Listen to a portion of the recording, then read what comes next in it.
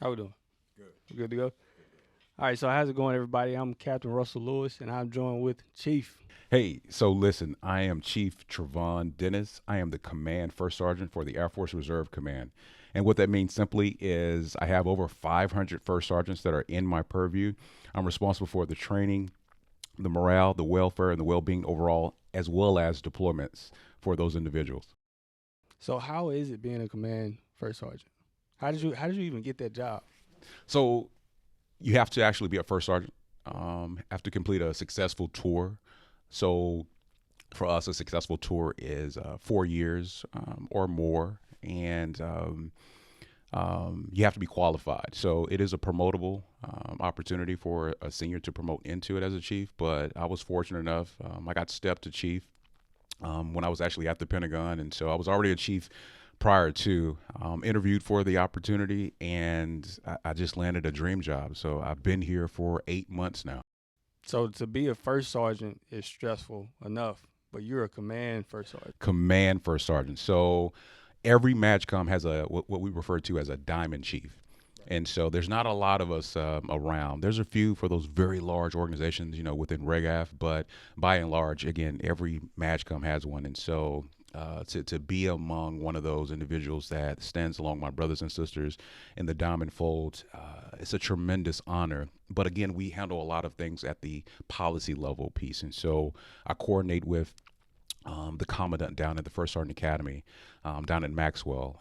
I'm talking to the command chiefs. We have 43 command chiefs within our installation, or excuse me, under our command. And so I'm constantly working with them to make sure that we're doing what's absolutely best for our members at large. Yeah, a lot. It's a lot. It's a lot, but it's exhausting, but it's exhilarating as well. Looking back, not knowing my path, my direction of where I really wanted to go, and looking ahead, beyond just looking backwards. I want to just give back. So that's what's important to me right now. Right. Where are you from originally? So surprisingly, originally born and raised Macon, Georgia. What? So just right up the road. So this was a homecoming for Yeah. sure. Just a crazy tidbit. I was before I actually entered the military. So I graduated high school, didn't have a pathway, didn't know what I wanted to do. I was a C student by choice. I just didn't apply myself as much as I should have. And I remember after graduating, my dad, who actually still works here at Robbins, was working on base at the time and said, "Hey, man, you need a job." And so I had a piece of a job. My aunt would call it a half job. Didn't have a full time job, and my dad got me a job working on base through a temp agency doing construction. And that epiphany moment happened. Right. It was wintertime. It was maybe like high 20s. And I was painting a door frame. And I said, this ain't what I want to do the rest of my life.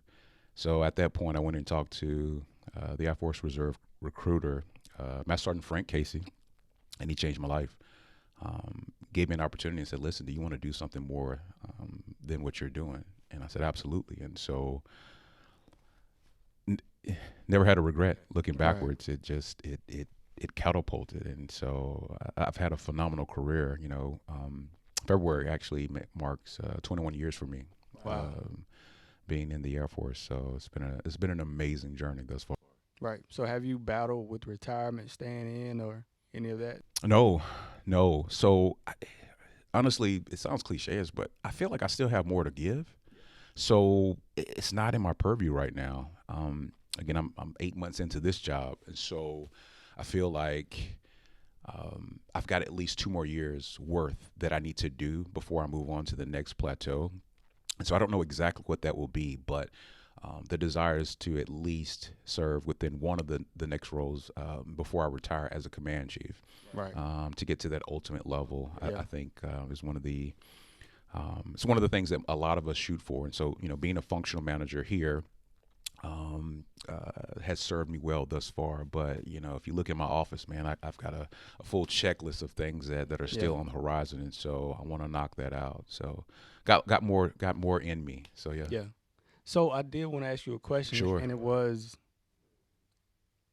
you're a chief, yeah, you're top 1%. right, How do you stay motivated? Because you're at the top, you made it. right. So, how do you keep that drive? I would say by the time you make it to chief, well, let me back up. Before you promote to chief, you already have to conduct yourself as a chief.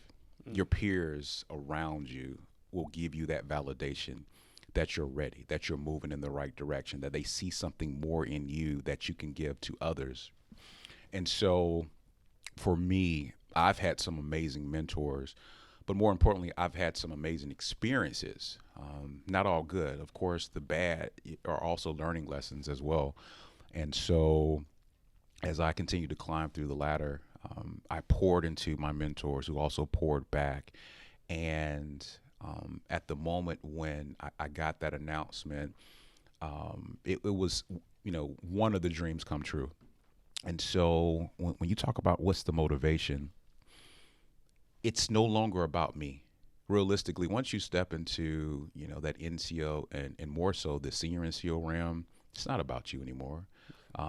You can't have a me philosophy. It has to be about we. And so the thing that gets me excited is that I've got my opportunity and I've made it, per se. But now I'm focused on pulling others up and motivating them. And so when I see young people, because I was that person that came in slick sleeve, and I remember getting saluted, not knowing like, is he an officer or, who is he? And I remember some of those mentors or even some of those individuals who didn't always treat me fairly. And I think about we've got some amazing talent that is out there. And sometimes folks are not necessarily tapping into, they don't know how to pour into them. And so I never forget those lessons in which when I didn't always have. And so I'm excited to serve with some amazing leaders. I have an amazing boss who, during our first official sit down, I had my checklist and I was coming in and I said, hey, Chief, so here's some of the things that I want to do, within my tour. And I was just kind of going through, and probably within 5 minutes, he stopped me and says, hey, Chief, you're a chief. Just run. He said, I've been watching you, and nothing you've done thus far has made me question your judgment, your leadership. So run. If you veer off course, I'll stop you. But don't worry about that. In reference to the additional things that I think that it takes to be a chief, more so even just a great leader. Because again, chief is internal. Every AFSC doesn't yield that opportunity to go all the way, especially for a reserve member. So you start with discipline. Think about this. When's the last time you seen a well-dressed, lazy airman? Mm. You almost it's almost like an oxymoron, Yeah. but your discipline starts within your work ethic and who you are, how you carry yourself. And so that's your foundation, one of your principles. Additionally, I would say patience Okay. is key. There's going to be times where we get frustrated and the old saying, hurry up and wait. And I don't even understand why people get upset. I mean, you're still getting paid to wait, so why are you upset about the little things? There's never a reason um, to offset an environment just because you're not patient within who you are. And so um, there's several other nuggets. I could throw tons of things at you, but again, those are just core fundamentals. One of the last things I would probably say is hard work is hard. There's levels, no matter what.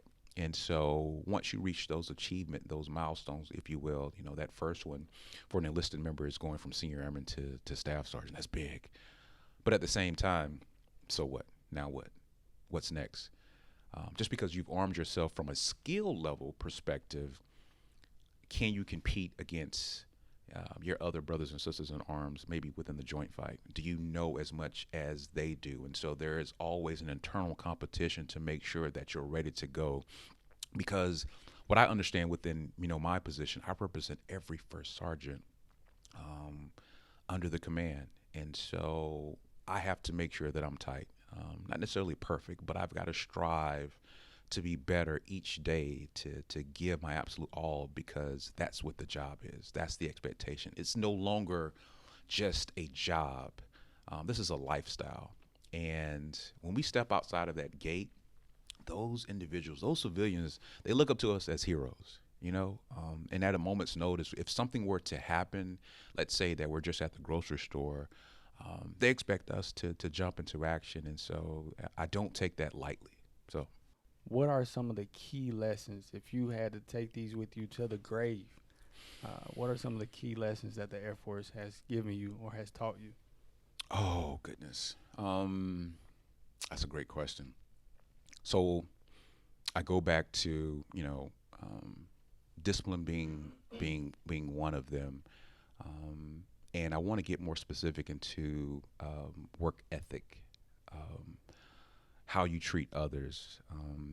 There's internal intangible things as far as the value system. And so I can remember I came in the military services, so I came in as a cook, and my grandfather was a cook, and so when it was presented to me, I was like, really, I can cook plus I can work in fitness. I wasn't crazy about lodging, but I thought, man, out of these other two things, I can go.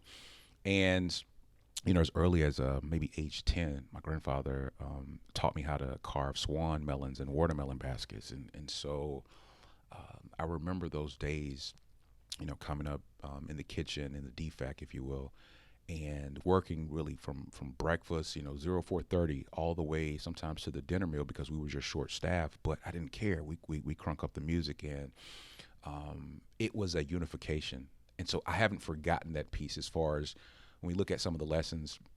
No matter what, whether you step in or outside of the uniform, you still have to treat people accordingly. And rank does not define who you are. Um, and so when I look back at the individuals who helped pull me up, there's a charge and there's a responsibility that's given to us when we have that kind of honor. So one of the things that was very important for me was when I promoted to chief. For everybody that could come, for those members when I first came in from that organization, I had them on stage and I had them to help put on my new stripes and to tack me. And so never forget where you came from. Someone else, paved the way for us to be here. And so, we can never forget that. Can never, move past some of those trailblazers. So again, treating people with respect and dignity. Again, it's very simple, old school methodology, but it rings so true. Right before we got started, we were talking briefly about kind of that honor system of, you may. I'll speak for myself. I don't always remember names. Names, dates, man. I will tell you, I am horrible at that. But I don't forget a face. And so if someone says, "Hey, chief," "Hey, shirt," whatever. I would like to think, subconsciously that I might have treated them fairly because otherwise, oh, there's that dude. Let me try to avoid him. He's coming this way. Let me do an about face, if you will. So I think it's just again some of the core things the military has definitely prepared me for. Understanding, work ethic, and to endure the things and not to sweat the small stuff. I mean, life is so fragile, so important that we owe it to ourselves to really just go out and give our absolute everything. I know a lot of times we talk about knowing your why. Yeah. Why is it important to know your why? Mm, that's deep, but I love this question. Um, your why defines your purpose, so that you go beyond. I'm left-handed by trade, so my degree is in multimedia, and so I was a graphic designer for a long time, and so I was that kid that was always very observant and always was forward thinking, just thinking about what's next. And I think for me, I have to start back to the original essence of others that kind of helped to instill the why. So when I think about trailblazers from a military standpoint, I think about um, Rodney Davis, retired Marine veteran, Medal of Honor recipient that's from my hometown, that's buried in my hometown and not in Arlington. And so that's worthy of looking up as to know that amazing story. I think about the men and women of the Tuskegee Airmen. And I think about, General Benjamin O. Davis and Chappie James and how those individuals, along with those civilians, every single person that pulled together, that forged together because they wanted something more. Um, Additionally, I think about my grandparents. My parents divorced when I was very young. And so my grandparents, that house became a safe haven, safe space. And my grandmother, no disrespect, granddad, but grandmama's number one, she taught me so many life lessons at a very early age. And what I didn't realize was that she was preparing me for life, not just in the moment. And so she wanted better for all of her grandkids. But since I was the oldest grandchild, she poured more into me first. So I had a head start. And, after, 20 plus years of service, I know my why is to continue to move on. But even outside of the uniform, I have so much more to give. My heart is rooted in mentoring and helping those, not only that may look like me, but I came from humble beginnings, and so I can remember the days of going to Payless and getting some XJ9000, some Pro Wings.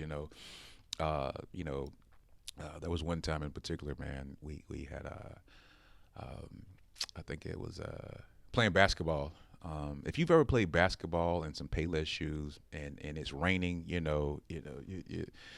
uh, tough times. But again, those are moments that humble you because you never forget, and so it provides the additional echelon of empathy, so that you can't always be a stringent leader.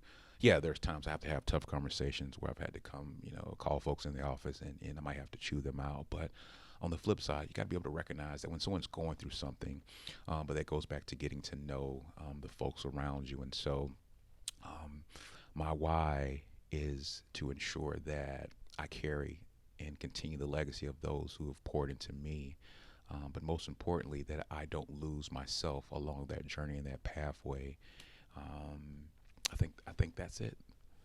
Nice. So, what is the main objective of a first sergeant? Because a lot of people, they see first sergeants, they might get to know them a little bit, but Yeah, what is the overall objective of a first sergeant? I'm glad we get into this because this needs to be addressed. So I want to make sure that we're having a thorough conversation about it. Right. So for some individuals, they may automatically assume, well, taking care of people. Well, anybody can take care of people. There is something internal that makes a first sergeant different than any other individual.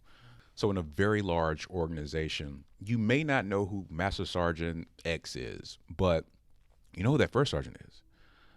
Even on an average wing, there's only so many first sergeants that you have collectively. And so what I would start by saying, a first sergeant is a strategic member that is a part of the command team, to include the commander and or the chiefs or within that organization.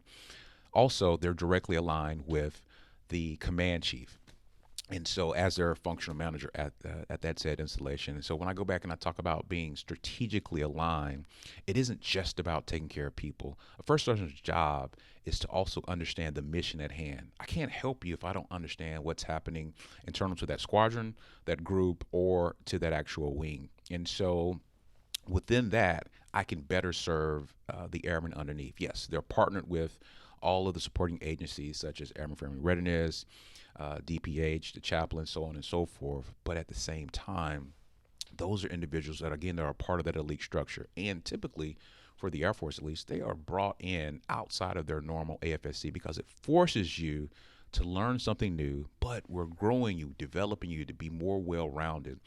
It's by no mistake within our reserve command. I stated a little bit earlier, we have 43 command chiefs. 11 have served as first sergeants. So none of them, I would veer to say, would ever mention that, no, that experience didn't help me. Because again, the puddings, it's just true. That's my answer directly. What I think, the overall job is. When it comes to relationships, Okay. how important are relationships, and how do you start those relationships? Because a lot of times, young airmen, they don't necessarily want to walk up to a chief or a colonel and say, "Hey, can you be my mentor?" They don't know how to dive into that. So let's talk about that a little bit. How do you develop a mentorship relationship? Relationships are vital in both personal and in the professional arena. Mm-hmm. So I would say no matter the rank of the individual, first just say with confidence. Any true leader that's worth their weight shouldn't be offended if a person that comes up. So if I have a senior airman or a staff sergeant that comes up to me to ask a question, I want to engage and continue to have a conversation with them. On the backside, I'm just kind of, maybe asking questions later as to, well, why did you see someone else? But, at that point, doesn't matter. They had the internal, fortitude to actually come up and say that. So what I think is, what I would advise is for that young person, start with just common core respect. Don't, yo, chief, what's up? Let me get at you. Like, no, come on, because I'm gonna be turned off. Like, who is this individual? Yeah. But again, if it's respectful, I think any leader will approach and engage, and to make sure more so that they've got the resources around them to really foster that growth period. I think as we talk about relationships and the whole reason why we mentor, yes, on one level you're doing it because you want internal growth for yourself, but if you're only doing it for malicious reasons, it's not going to work. Yeah. So if you think that, hey, if I get in good with this chief or this colonel, it'll get me that next job just if I kiss up a little bit, people see right through that. Yeah. So that's never the move. You build relationships. We forge relationships for longevity.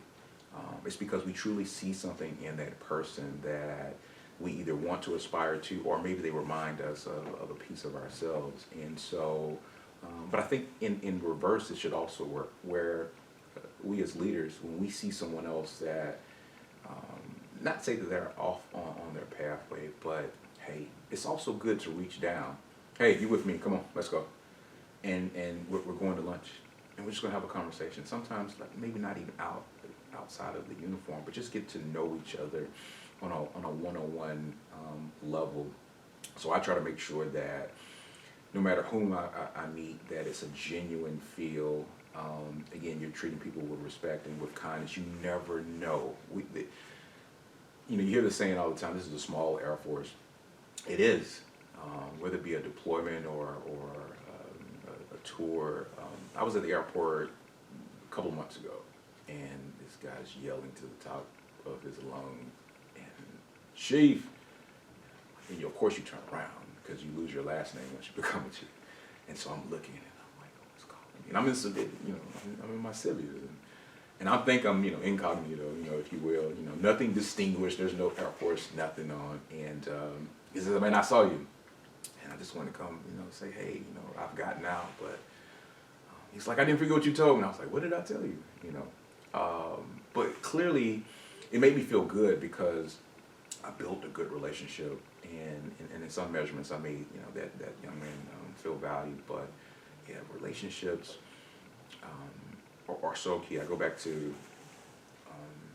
Chapman's book on 5 love languages, and again, teaching communication styles. And so I know I'm going to throw some men on the bus, but we're not always great communicators. No, that's a fact. And so through that, we have to work a little bit harder when we talk about forging some of those pathways. I think the other thing to keep in mind is when we're talking to senior leaders, it's okay to ask human questions. Like, for example, I would love, and I had the pleasure of meeting Chief Master Sergeant of the Air Force a few times. And, one of the questions that's burning right now, I know several of the books that he's read and he's recommended, and so my chief and I, we talked about Can't Hurt Me, David Goggins' book, at length. I love it. I love that book. I love the way it's written. You can hear him writing that book. Yeah.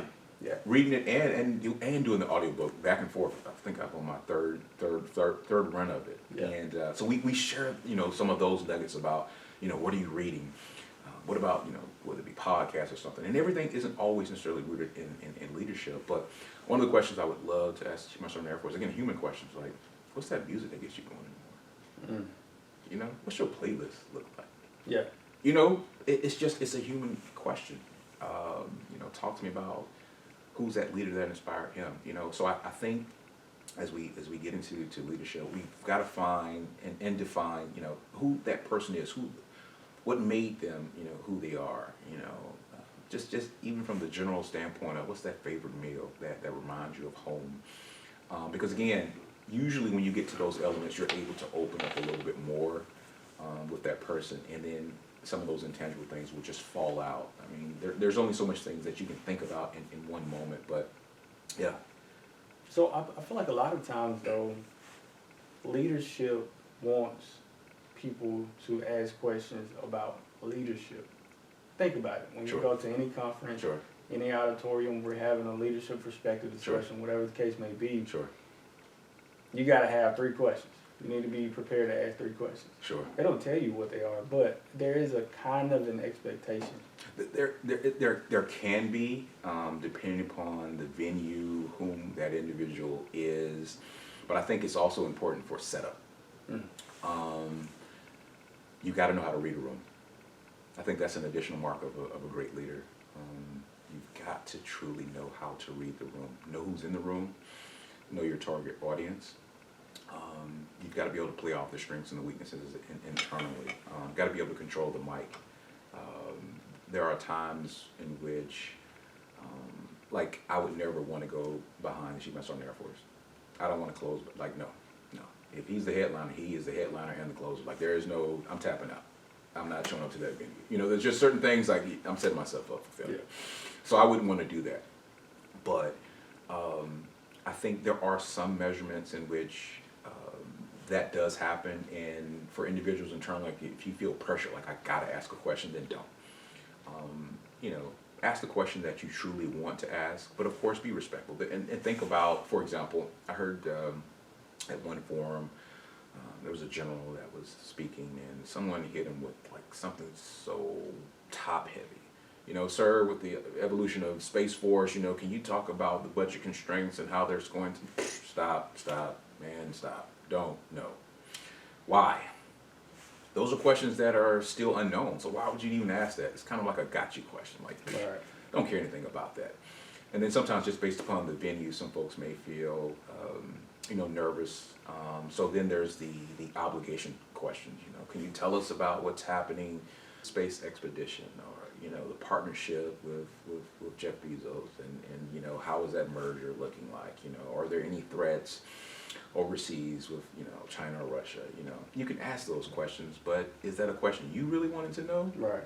So in a large forum, no. So I go back to when you have those venues, yes, you know, you're always going to have individuals that will, you know, ask specific questions, but I think in return, as we're doing now, having more of just an internal, intimate conversation. Granted, I know this is, you know, it's going to be streaming out, you know, Yeah. pushed out, but I think you get more out of smaller net, and so those are the kind of conversations we have to foster, in which it seems very, you know, practical and normal. Down at the First Sergeant Academy. Have you been down to the First Sergeant Academy? I haven't. So I want to invite you. As a matter of fact, since you're stationed here, I know we're on camera, but give you the full autonomy. So I go down every class, and I give you the opportunity to come down with me. Yeah. Because I want you to experience Oh, that. I'm 100%. Okay. So I want you to experience that, and when we get together, and so, you know, I brief, and then also the following day, we'll have the graduation, and we have a Chiefs panel Friday morning. And so usually the other Diamond Chiefs, whomever's that's there, we're all on stage on a panel. And I love that setting because we're just amongst our peers. Primarily it's just other first sergeants, or brand new first sergeants that's getting ready to put on the diamond, or that day, and officially walk across that stage. And so we just, depending upon the team, a lot of times we turn it back on them. So that way it gets them started. Hey, what do you think? You know, what's happening out there? What are you afraid of? You know, what are some of the challenges that you're seeing in the field? And it usually lends to a great conversation, you know, back and forth. And there's little things that you can start with just to kind of ease a room. So depending upon the venue, I typically will start with, let me get 2 hand claps and a Ric Flair. And so usually there's at least like 10 people that know what to do. And for others, they're looking like, what does that mean? Yeah. But it starts off interactive. And so you don't want to come in, you know, quote unquote too cool, but you just want to stay within your range as a leader. So I think those are some of the things that are kind of important. So, Yeah. brand new second lieutenant, brand new staff sergeant. Yeah. You don't know, and sometimes first lieutenant, because you got the health career fields that come in through OTS or COT. Yeah. So they don't really know military. Yeah. Even even some of the second lieutenants coming through ROTC, Yeah. they're aware Yeah. of what is expected. But I know for me, I came in with this idea that as a second lieutenant, I have to save the world, Yeah. right? Yeah.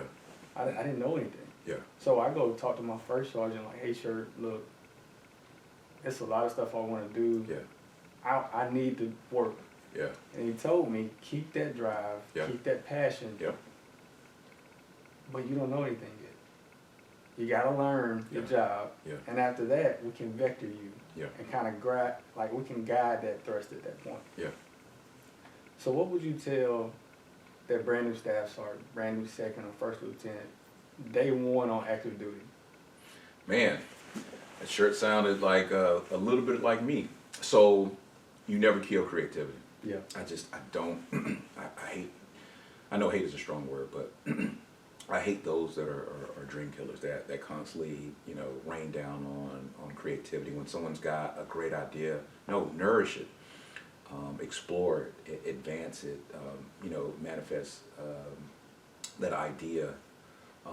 It makes me think back to, there was a time where I was young, I was growing up, and one of my brothers, I had 4 brothers and 1 sister, so one of my brothers was about maybe 4 or 5, and he came to my father and says, hey, Dad, I know what I want to be when I grow up. And Dad says, okay, what do you want to be? I want to be a school bus driver. And at this point, I'm a teenager, so I'm looking like, school bus driver. So I'm judgmental. Yeah.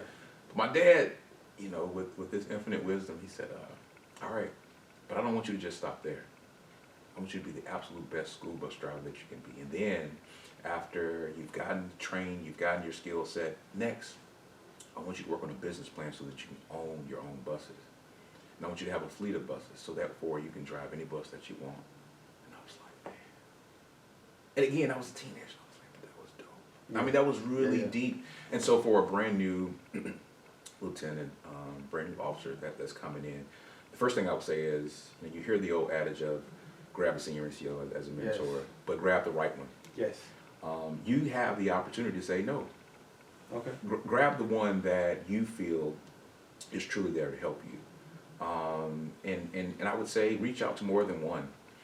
They've been through a lot of the mistakes and the learning curves, and so definitely we need the passion. We can't do our jobs without exceptional officers, but I think on the flip side, it's important for E's to really pour in our CGOs. And if we're not doing that, then have to really relook at what are we doing as an organization standpoint, or even on the installation. We need to have more cross feeds collectively. One of the organizations that is a symposium up in Colorado, went out and visited last year as they were hosting their first sergeant symposium, and it was a full total force, Reg F, Guard, Reserve. I also saw CGOs in there. I was like, man, this is dope. And so I asked the question, which I thought I knew, but I was just curious. I says, why do you have, captains and lieutenants in this forum? They says, well, they're future commanders.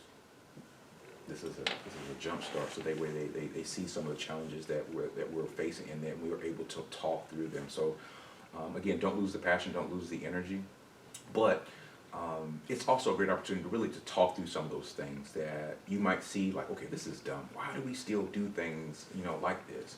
But there's probably a measurement as to why. But on the same token, there could be something that, we have to examine. And so it is okay to fail forward.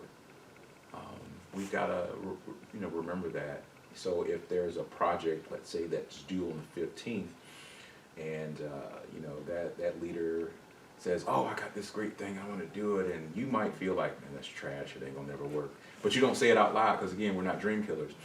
Hey, you know what? Turn it in by the 10th, and let's take a look at it and let's review.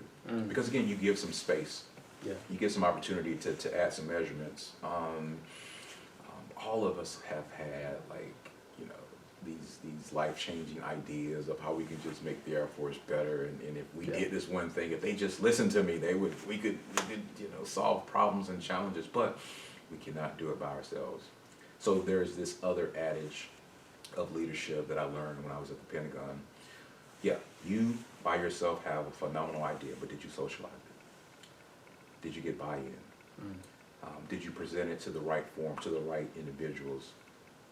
And once you've done that, did you court it through the proper channels? And are you ready for showtime? Is it clean? Is it concise? Does it look professional? All the measurements. Who's going to speak? Who's going to present? All of those little things. And you might only have 5 minutes with the boss, but you've got to kill it. You've got to knock it out the park. All right, Chief, so I always ask this question. Sure. What is your greatest accomplishment in the Air Force? Besides making Chief, of course. So, yeah, I could say making chief, I could say becoming a first sergeant, but,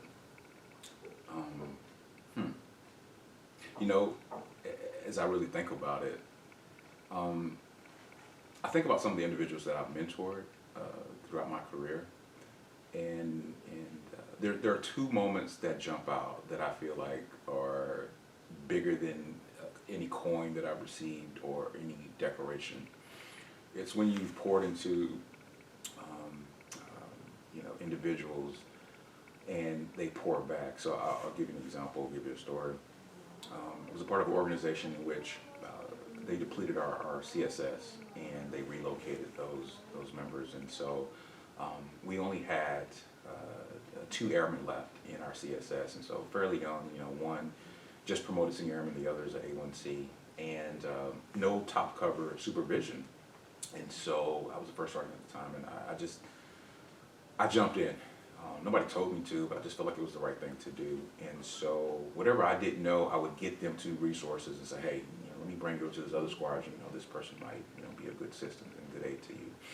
And I challenged them, gave them tasks and gave them responsibilities, and in return, I made sure that they both got decorations. And I continue to stay in contact and mentor from afar, even as I moved on to other locations. Those 2 individuals separately, one invited me to her graduation from college. The other invited me to her wedding. Now think about this.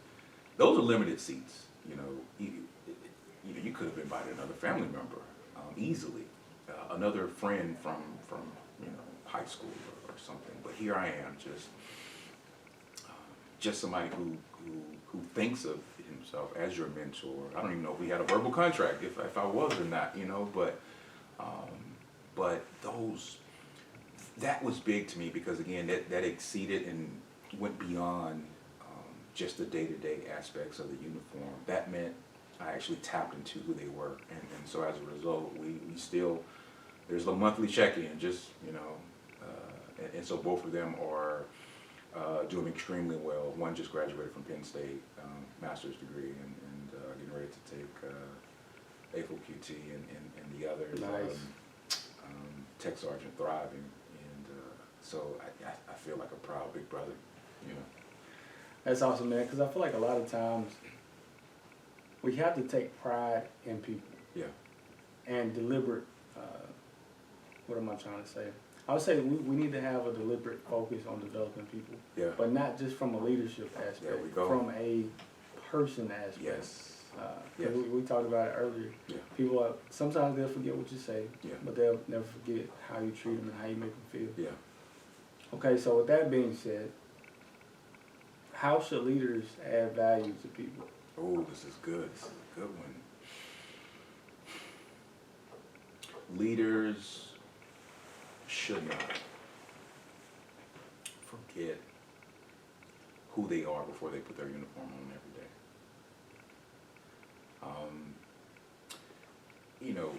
The way that I may treat someone if I'm at the grocery store may not be the exact same, but internally I'm still the same person.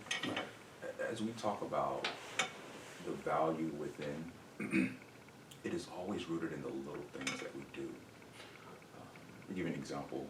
There was one organization I just arrived to, and I didn't really know too many folks, maybe 3 or 4. And yeah, I'm in a leadership position. I'm a senior NCO, and so I am.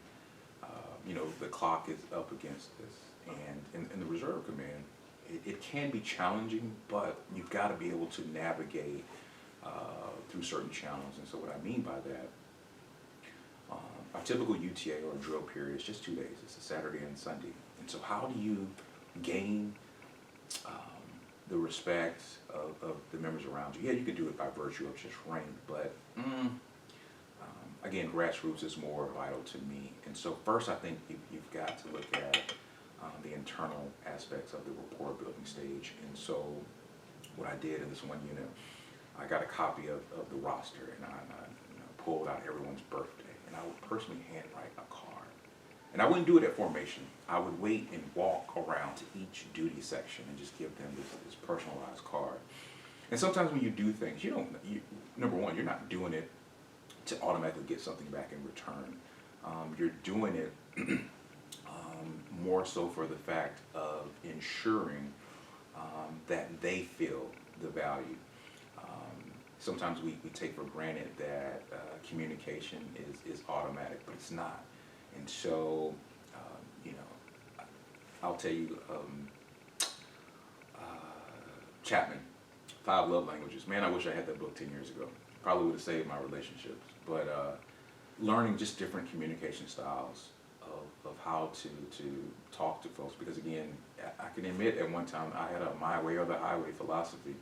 But you have to learn, you have to go through those episodes of growth, maturity, again, reaching another echelon, another level of leadership, if you will. And so I think never forgetting the little things within people, just treating them with the respect, acknowledging them on their birthday, giving them that space and time, making sure that even now as a chief, I have to be mindful that the folks who work around me, that they're good to go. And so if I'm staying late, they might stay late too, and then I have to shut it down or tell them, listen, I need you to get out of here because you've got families you got to take care of. And so I think we can just never forget that piece. There was a guy I was talking to a couple years ago, and I asked him, hey man, when you first came into your organization, because he says, I got a great unit, I love my unit. And I just was like, is this dude for real, or is it,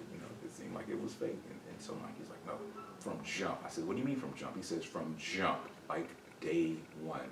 So I said, walk me through, talk to me about it. And so what he described was, if you can remember, I'm dating myself a little bit, but back when the Bulls played, Jordan had this theme music. So when the Bulls came out, there was a specific theme music. And he said, literally, when I first walked into that unit, they played the Bulls theme music. And they announced me, coming from basic training all the way by tech school, here is Airman such and such. And he's like, they lined up and they clapped. And it was like, what is this? And the second part of that was, he said, we had old school sponsors, like a sponsor, not I got a checklist. I had someone dedicated to me. Here's my peer, here's my mentor, drove me around to all the important, locations. And so it's like, I didn't forget that, as he moved along to other organizations, he said he didn't always see the same, level. And sometimes we get lost in that. And that's something that continuously I work on and try to strive for, is that I never want anybody around me to feel like they're not valued. And so, listening and making sure that when someone tells you, when they share their truth and they're open and honest, you have to pause and just listen, give them that space, give them that autonomy, and make the corrections if necessary. Because again, they didn't even have to do that. Once you've offended someone, they don't owe you anything. So I stay with that moment of, what that young NCO told me. And so, my hope is to mirror that in some fashion. I'll tell you what, man, if I, the day that I'm given the opportunity to become a command chief, man, I might come out on some outcasts. I don't know. So, time will tell. We'll just see what happens. Yeah. So, that drop the mic moment. If you could give a young airman, whether it be officer, enlisted, or civilian, one piece of advice, what would it be? Just one. Wow. Just one. Man, you just hit me with this. Okay. Something that has stuck with you not only through your Air Force career, but through your life. Got it. Okay. So here's the first one that comes to mind. Most of us are going to retire at some point, whether it be in uniform, civilian, population, whomever. But we're going to retire from some element of a job, or once that happens, you'll have your family there because they kind of have to be there, right? And you'll have somewhat of a rental crowd.